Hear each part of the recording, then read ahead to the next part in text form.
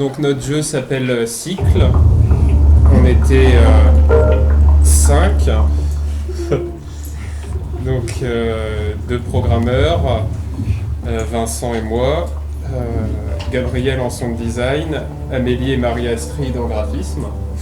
Donc notre idée c'était d'avoir un personnage qui revient, qui laisse des éléments graphiques derrière lui en se déplaçant, qui vont se combiner et qui revient dans le temps et qui va se déplacer sur le même terrain que ces répliques qui elles-mêmes vont laisser les artefacts graphiques derrière eux et donc qui vont se combiner avec les boucles temporelles pour donner quelque chose qui va devenir complètement émergent. Donc on a suivi que le thème émergent, pas vraiment le thème de la Ludum Dare. Donc, pour le côté narratif, on incarne un gnome élémentaliste et on contrôle les 4 éléments. Et c'est comme ça après qu'on fait des combinaisons et tout. Donc on peut laisser derrière soi un élément de terre. Donc on se déplace dans les 4 directions en cliquant sur le côté. On peut changer. On laisse un élément d'eau. On a la jauge à côté qui dit le décompte départ en fait. Ouais, ça s'update en fait que quand on marche. Tant qu'on marche pas, il se passe rien. Dès qu'on marche, tout le jeu s'update. Chaque élément qu'on laisse derrière soi a un comportement différent. Et quand il rencontre des autres éléments, il y a des combinaisons qui se font. Par exemple, le feu et la pierre, le feu et la terre, ça fait de la pierre. L'eau et l'air, ça fait de l'arbre. Il y a des fleurs. La glace, entre le vent et l'eau. Et quand on a fini les pas, on a le dé. On revoit ce qu'on a fait.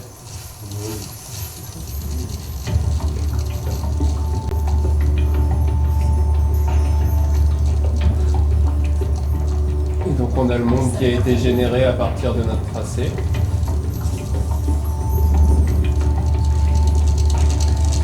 Et donc si on fait restart, on choisit un endroit pour redémarrer. On redémarre.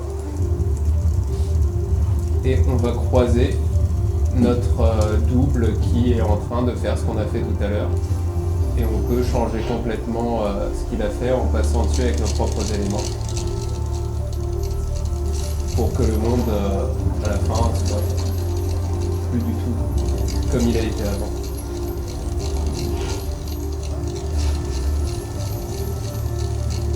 Donc après, il y a beaucoup de combinaisons à découvrir.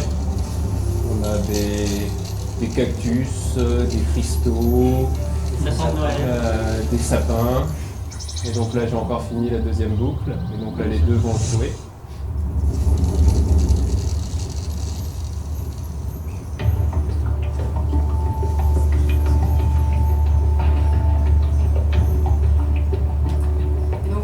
Si on veut, on peut faire quasiment que de la lave, avec que du feu et tout.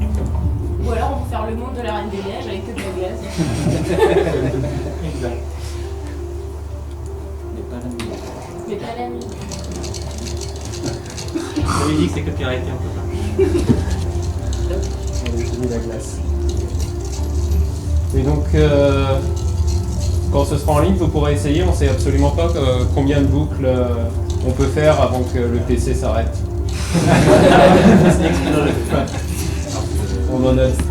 On a essayé une bonne 10-15 de boucles avant d'en avoir marre et de redémarrer à chaque fois, mais a priori c'est suffisamment bien fait pour pas que ça soit trop violent. Donc à chaque fois le monde change un peu et voilà. Mais il y a plein de combinaisons qu'on n'a pas encore fait, quoi. Enfin, en fait on peut en créer plein d'autres. Oui, on voulait au départ que les éléments aient une influence sur le déplacement du personnage. Quand on marche sur de la glace, on glisse, etc. Et c'est l'une des choses qu'on n'a pas eu le temps de faire. Du coup, là, c'est juste visuel ce qu'on a à l'écran. Il faut noter que la barbe, elle change en fonction de l'élément qu'on a sélectionné. C'est important. C'est important. Ok, merci. Cool.